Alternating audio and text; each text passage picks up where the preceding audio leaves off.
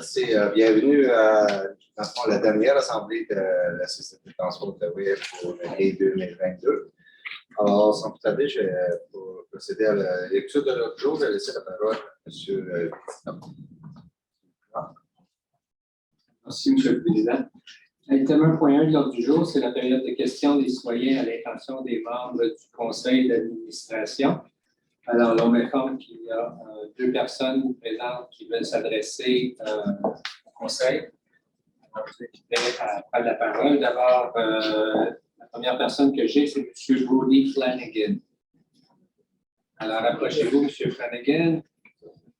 Bonjour, bonsoir. Donc, ma question est la suivante. Je constate fréquemment, étant étudiant du cégep, que le terminus au cégep manque de place. Pour garder ça simple, il y a beaucoup d'achalandage et ça cause des situations un peu dangereuses où les gens sont soit forcés à circuler dans la voie pour les autobus ou passer par des détours dans le gazon ou des trucs comme ça. C'est simplement juste, ça ne semble plus rencontrer les demandes de capacité.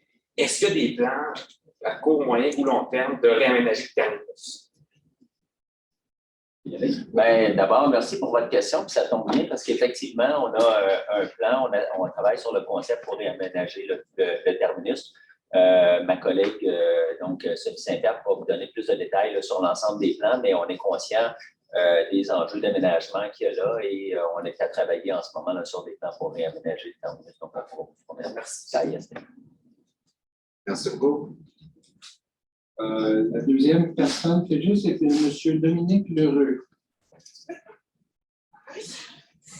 Ah, OK. J'aime donc ça, pas le micro. J'aime donc ça, pas le micro. On va aller voir là. Tu as un autre aujourd'hui? Non. OK, ça va. La première, ça serait, là, justement, pendant le cégep, le 27, avant la pandémie, je prenais le 27. Donc, j'arrivais ici à l'heure. Mais là, le 27, pas plus tard. Le mois passé, je prends le 39 en retard. Donc, j'arrive à la fin. C'est merveilleux, ça. Puis, donc là, est-ce que le 20, ou soit le 20 ou le 27, peu importe comment on va le faire, peut être bidirectionnel le matin et le soir? Ça serait facile? Ça serait un, j'ai remarqué. Le deuxième, plus esthétique, l'arrêt. Moi, j'ai hâte de voiture en tête pour commencer. Je vais te faire un mariage.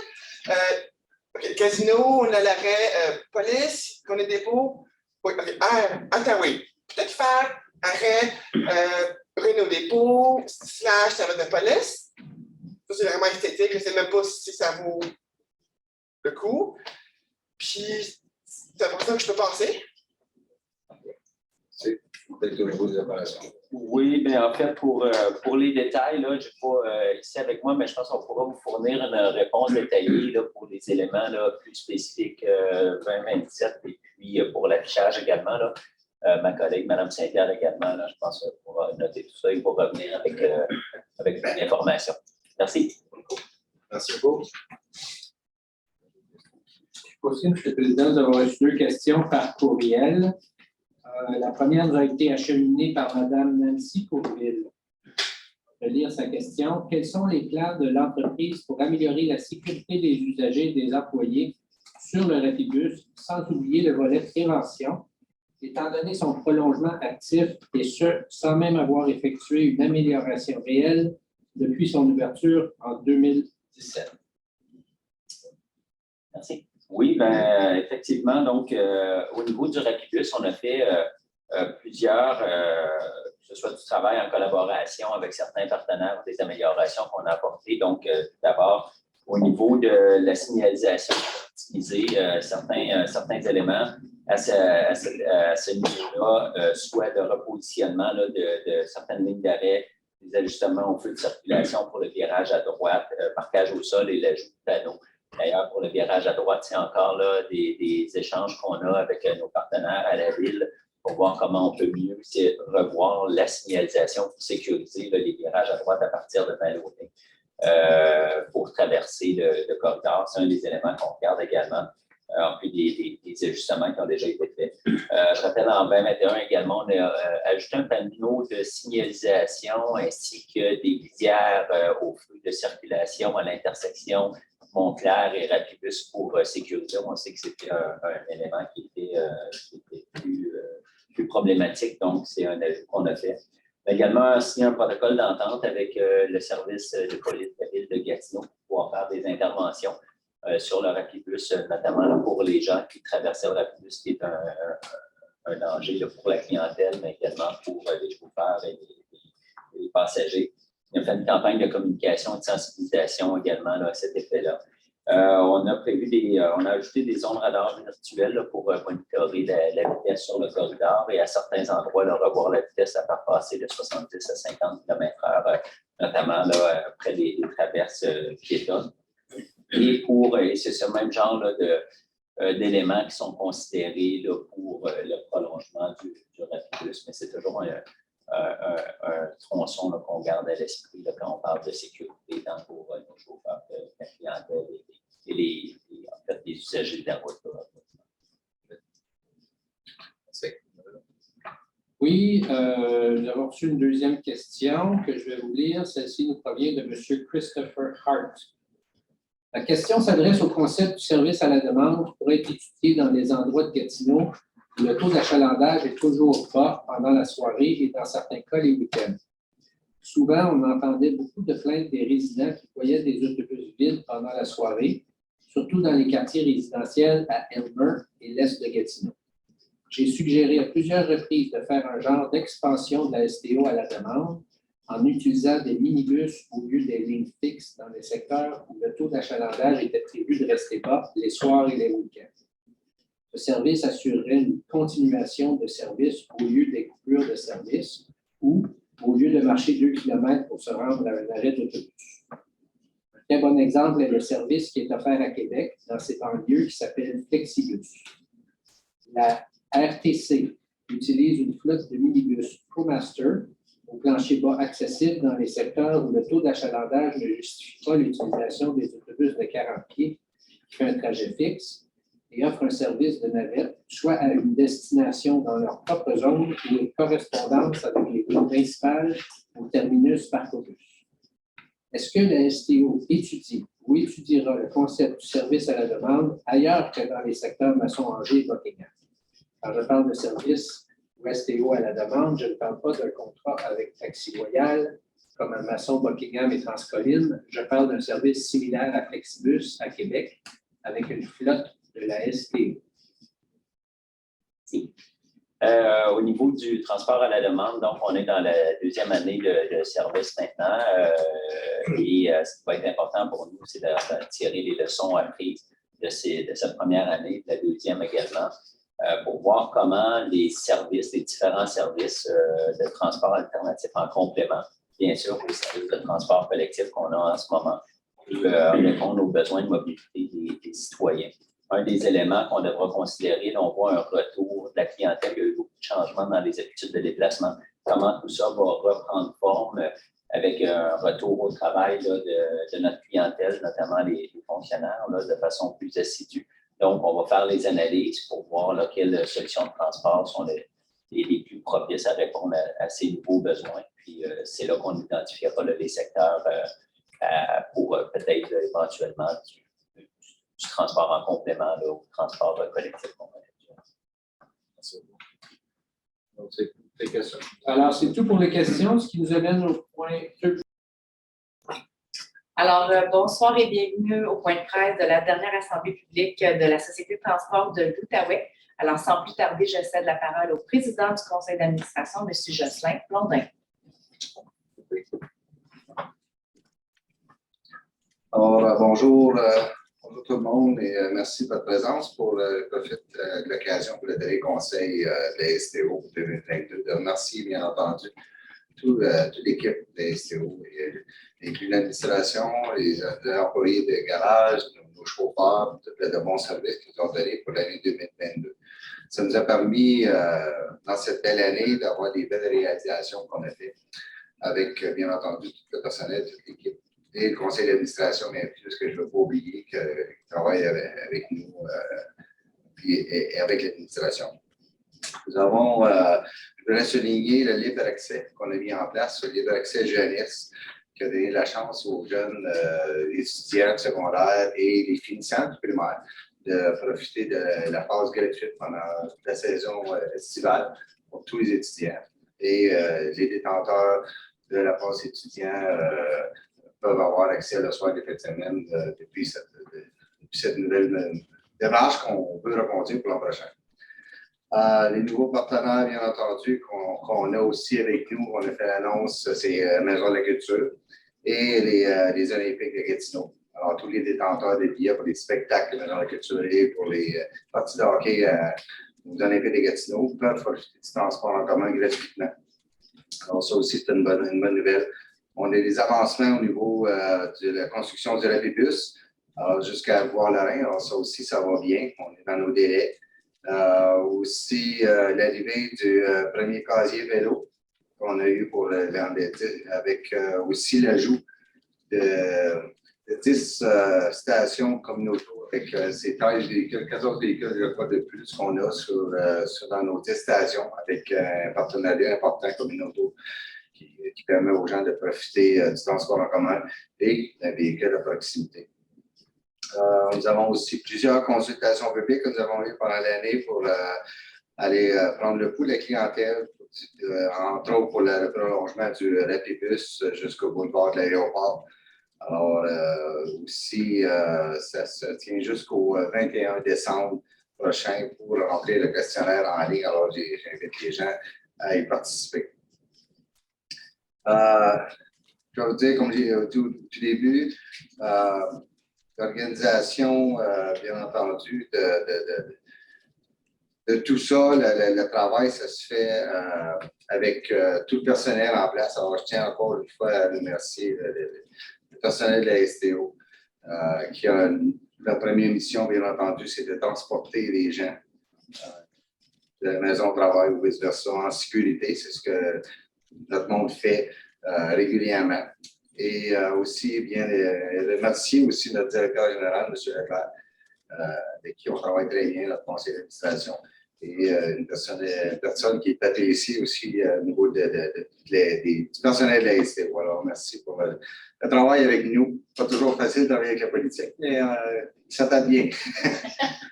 Alors, bien entendu, aussi, le temps des fêtes approche et je veux vous rappeler que pour la période des fêtes, on vous invite à utiliser le transport en commun. Comme je dis toujours, comme j'ai dit la dernière fois au conseil, le meilleur des rouges, c'est l'autobus. Hein? On ne va pas chercher l'auto, mais le lendemain, vous pouvez utiliser l'autobus pour aller chercher l'auto. Alors, on vous invite à utiliser le transport en commun pendant la période des fêtes parce que le 25 décembre, c'est gratuit et le 1er janvier aussi. Et aussi, profiter de la tarification famille qui va avoir lieu à partir du 24 décembre jusqu'au 9 janvier. Alors, tous les enfants de 11 ans et moins ont la tarification gratuite. Alors, je vais profiter au nom de personnel de la STO et bien entendu de mon conseil d'administration souhaiter à tout le monde des joyeuses fêtes et de la santé pour 2020. Merci. Merci, M. Blondin. Alors, je vais officiellement ouvrir les questions aux médias. Donc, je vais débuter en salle avec nous. Nous avons Louis-Charles Poulain de TVA. Alors, Louis-Charles, la parole. Donc, j'aimerais avoir une réaction de la STO sur ce que le fédéral a annoncé de ramener les fonctionnaires de 2 à 3 jours par semaine dans le tour à bureau. Qu'est-ce que ça signifie pour la STO? On sait qu'il anticipe peut-être un genre d'adoption budget, 10 millions peut-être de déficit l'an prochain. Au niveau de l'achalandage, qu'est-ce qu'on s'attend avec ce retour-là? On peut aller. On va aller, on a fait une partie, je vais laisser M. Legrand faire la partie. Bien entendu, c'est quelque chose qu'on attendait depuis longtemps, d'avoir au moins un signe clair de retour ou non. Là. Alors là, au moins, on sait qu'un retour va se faire progressivement à partir du 16 janvier jusqu'au 31 mars. Alors nous, ça nous donne au moins une bonne orientation. Bien entendu, ça nous encourage au niveau de retour de la clientèle, au niveau financier. Mais je vais laisser au niveau peut-être des retombées là, avec M. Leclerc, là, au niveau financier, qu'est-ce que ça peut représenter? Merci. Effectivement, donc c'est dans les derniers mois, là, je dirais probablement la dernière année, on a vraiment fait un appel de gouvernement fédéral de clarifier là, les intentions pour le retour des fonctionnaires. Ce qui est très important pour nous, c'est de s'assurer d'être au rendez-vous et d'avoir l'offre de services appropriés là, pour répondre aux besoins de déplacement. Donc, en ayant une meilleure idée du retour, ben, c'est une très bonne chose pour là. Bien sûr, au niveau de la planification de l'achalandage anticipé, nous sommes en ce moment à environ 60 de l'achalandage pré-pandémie. On s'attend donc de pouvoir augmenter l'achalandage. On devait commencer l'année à 60 dans notre budget et terminer à 70 donc, on va voir comment ça va évoluer. Si on se fie sur le cas de notre collègue à la Ville de Québec, le réseau de transport de la capitale, eux, en ce moment, ils sont à près de 80 de l'achalandage pré-pandémique. Donc, est-ce qu'on va retrouver ces niveaux-là en 2023? Ça reste à voir, mais c'est une très bonne nouvelle. Puis, j'en profite également là, pour dire aux gens qui vont revenir, on a revu toute notre tarification. On a des titres qui sont prévus là, pour tout le monde. Donc, on a des 1 jour, 3 jours, 7 jours. On a le porte-monnaie électronique, bien sûr, la carte mensuelle. Mais ce qui va être important aussi pour les gens, c'est le moment de revenir au travail. Donc, si tout le monde revient le mardi, mercredi, bien sûr, l'achalandage, très important ces 2 jours-là.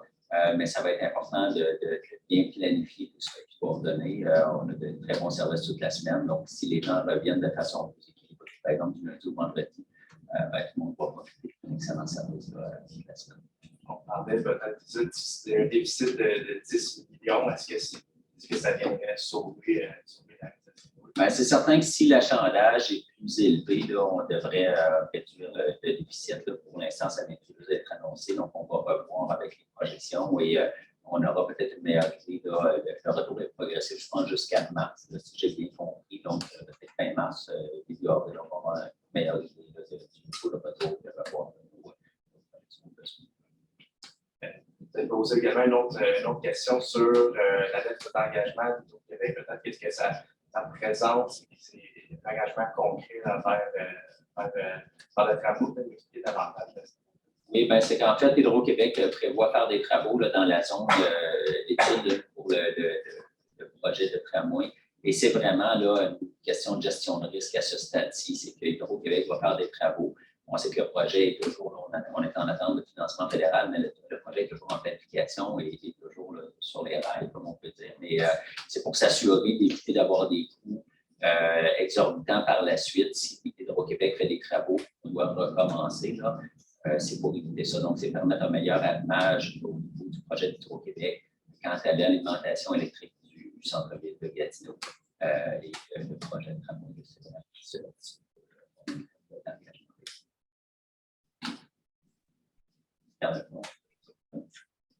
On peut demander à Radio-Canada et on a aussi le quotidien de droit. Je vois que Nathalie son bureau est ouvert. Bonjour, M. Leclerc. J'aimerais revenir justement sur cette annonce du retour des fonctionnaires. C'est vrai que vous avez à maintes reprises demandé ce message clair du gouvernement. Par contre, on nous a aussi dit du côté de la STO qu'à 2-3 jours, semaine, c'est assez difficile de planifier. Et ce qu'on comprend de l'annonce aujourd'hui, ça sera 2 à 3 jours. Comment est-ce que ça va justement vous aider à vous relever, à mieux planifier vos services, même si ce retour ne sera pas à temps plein de ce qu'on comprend? En fait, on ne s'attendait pas à un retour à temps plein, puis je pense que ça aurait été utopique de s'attendre à ça. Le télétravail est là, puis bien implanté, est là pour rester. Donc, c'est la nouvelle réalité à laquelle on va s'adapter. Ce qui était très difficile, c'était de décentraliser la décision aux différents ministères. Si un ministère exigeait un 2 à 3 jours, puis un autre ne le faisait pas, nous, dans nos projections avec les origines-destinations, ça devenait extrêmement complexe. Ce qu'on s'attend à voir, c'est probablement, là, bien honnêtement, une pointe importante du mardi au jeudi. Et c'est pour ça que je disais, là, on va sans doute voir une autorégulation qui se fera au cours de la première année là, d'un retour hybride avec une utilisation là, les lundis et les vendredis là, qui va être peut-être plus progressive. Donc, pour nous, ça va être d'ajuster notre niveau de service pour avoir une bonne qualité de service tout au long de la semaine, puis s'assurer qu'on puisse déplacer les gens de façon efficace et efficiente, puis aussi éviter qu'on ait des enjeux de congestion importants là, dans une seule ou 2 seules journées là, de la semaine. Vous avez déjà dû ajuster un peu certains trajets à cause du retour qui était un peu fragmentaire des fonctionnaires. C'est-à-dire, on a coupé ici et là pour en ajouter ailleurs, plus dans les quartiers, moins centrés sur la fonction publique.